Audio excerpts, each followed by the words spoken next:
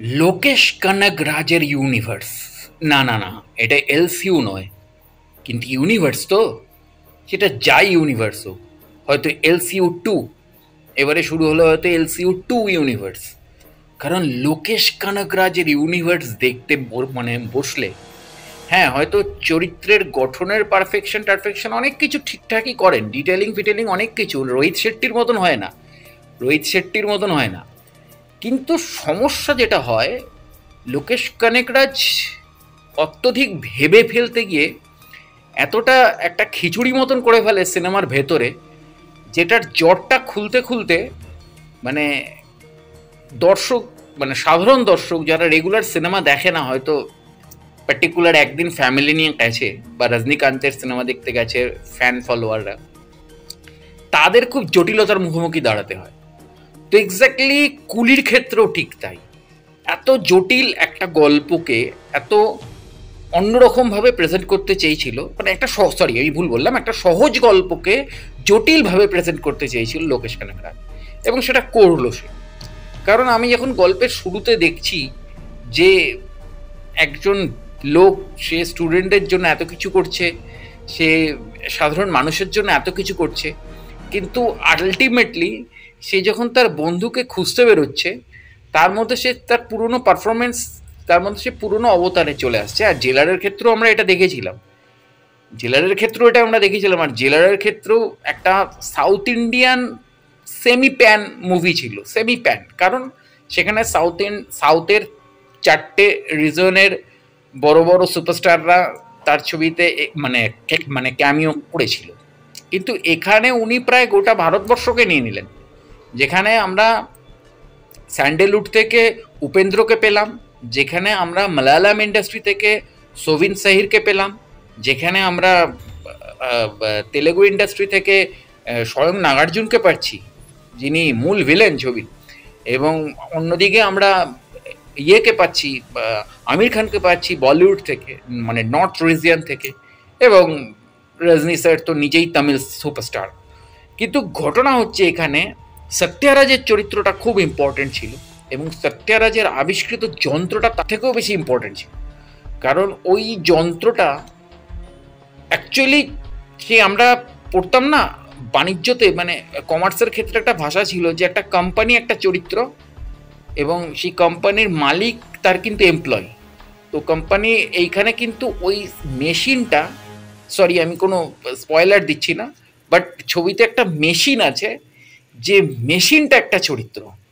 এবারে সেই মেশিনটা কি, এবং সেই মেশিনটাকে নিয়ে পোর্টের মাফিয়াদের মধ্যে কি হচ্ছে, অ্যাকচুয়ালি প্রত্যেকটা পোর্টেই এরকম সিন্ডিকেট রাজ চলে। এটা আমাদের কুর্নিশ জানাতে হয় আমাদের সিজ্জিদাকে, অর্থাৎ আমাদের বাঙালির নলেন গুড়, তিনি অনেক দিন আগেই জুলফিকার বানিয়ে দিয়েছিলেন, এবং জুলফিকারের তিনি একেবারে 2015 সালে দাঁড়িয়ে দেখিয়েছিলেন যে কিভাবে আমাদের কলকাতা পোর্টেও সিন্ডিকেট রাজ চলে বা মাফিয়া রাজ চলে, যেটা একদম অবিসংবাদিত সত্য, এবং যেখানে নাকি অন্য কেউ ঢুকতে পারতো না কিছুদিন আগে পর্যন্ত, এখন সবাই ঢুকছে।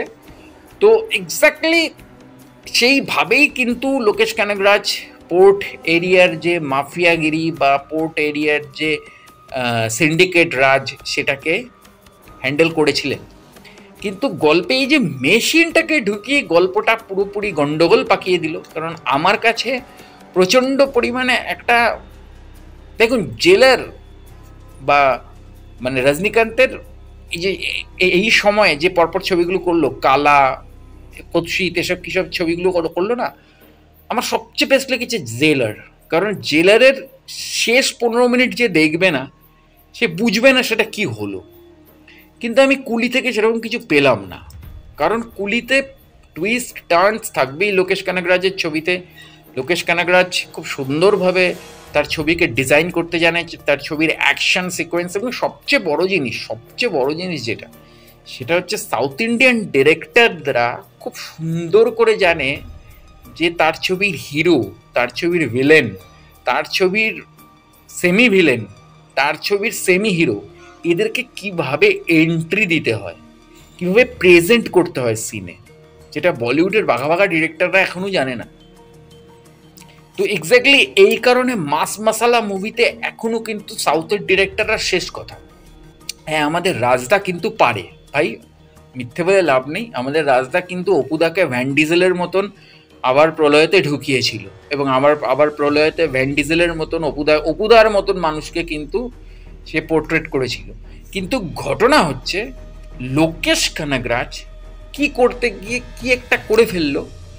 অবশ্যই কুলি দেখুন, কারণ থালাইভার ছবি, রজনী স্যারের ছবি, তার 50 বছরের মানে 50 বছর পূর্তি, 50 বছর অবধিও তার কেরিয়ারের 50 বছর, তার বয়সের 50 বছর নয়, বয়স তো 70 পার হয়ে গেল, তার কেরিয়ারের 50 বছর, এবং 50 বছরও আজও লোকটা কি লেভেলের স্টারডাম ধরে রেখে দিয়েছে, এবং আজও লোকটা মেগাস্টার উল্লেখ করে না, আজও লোকটা সুপারস্টার রজনী উল্লেখ করে।